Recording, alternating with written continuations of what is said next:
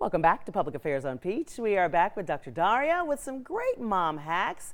So let's get really back to the big one a lot of people I think are challenged by and facing is getting enough sleep. Yes, absolutely. So many of us do, whether you're a mom or not, none of us get enough sleep. So I have a couple quick hacks for people.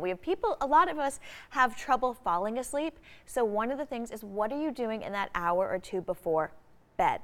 Everyone needs to know this. I don't want them using their smartphones or your computers.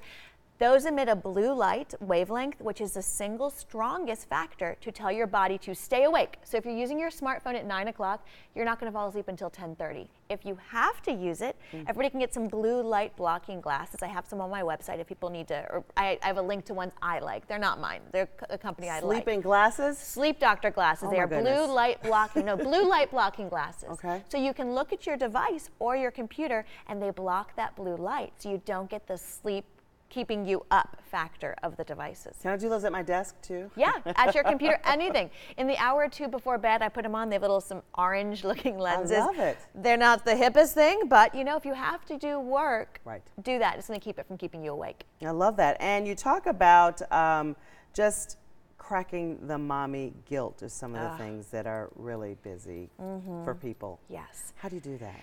Now, again, this is something all of us struggle with: mommy guilt and inner critic. Women in general, inner critic, that imposter syndrome that we all kind of struggle with. So one is, you can do this internally and externally. Internally, when you start to have that feeling that, I'm a failure, I'm a bad mom, I'm the worst mom in the world or something, one, just stop yourself, say, is that really true? Just like sometimes just forcing yourself to pause for a second. Number two is say, what would my best friend say to me if I told her I was feeling this? Or if my child said this to me, that they were feeling this, what would I say to them? Sometimes one of those three things can nip it in the bud.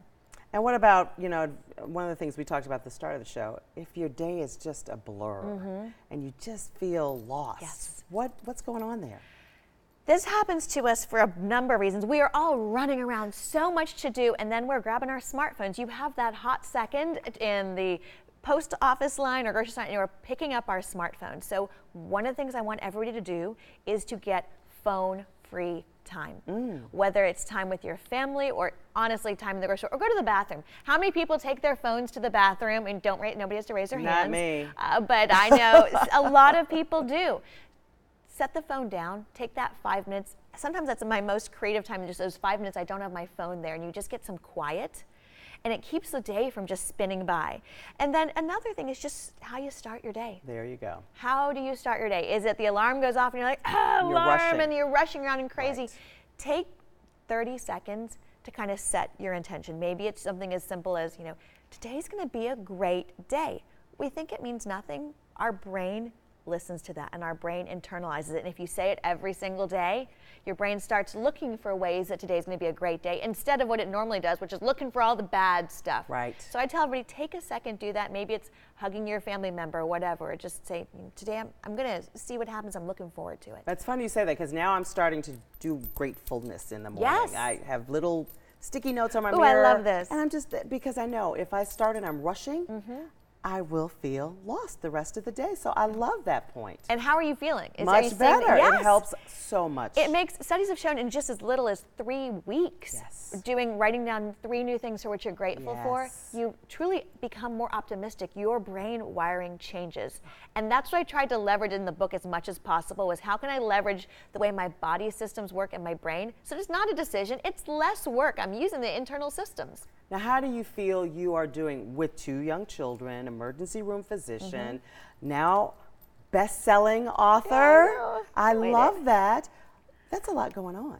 And you're doing TV, and you're doing taking over websites at night. And how do you do it? So we have to make this point. I am not writing this book because I'm some have-it-all kind of woman, just it's easy. You are. No, it is not easy. I wrote this book because I was the person standing in my living room holding my child and crying in front of the electrician who was coming because our house had flooded and I was behind on the book. I wrote this book because I struggled with sugar and I struggled with sleep and I said, I don't have time to waste on these things because there's a much bigger world that we all want to be conquering. How can I find the biggest shortcuts to make health easier for me? and get that I've got this and help every single woman in the world. All right, and back to sleep, which we talked Yes. about a little bit, Uh-huh. but the importance of it and what you need to do to get better sleep. Okay, so we all know sleep is important and how hard it can be to get sometimes. And sometimes you just can't get sleep because you're doing work, and sometimes the problem is internal and we can't sleep because our minds are spinning. So I mentioned the light, not having that. Another thing to do is, what are you doing is in your kind of your power down routine. We talk about kids having a go to sleep process or routine. We adults should too, because the brain is not like a car. It does not have brakes that I can slam on at 11 p.m. and zoop, I'm asleep. Right. My husband's that way. I kind of hate him for it, but most of us are not. We're more like a car with no brakes. You just let your foot off the gas and your brain is going to coast to a slow. So I want everybody to have that power down routine. 40 minutes before bed, put down the devices if you haven't yet.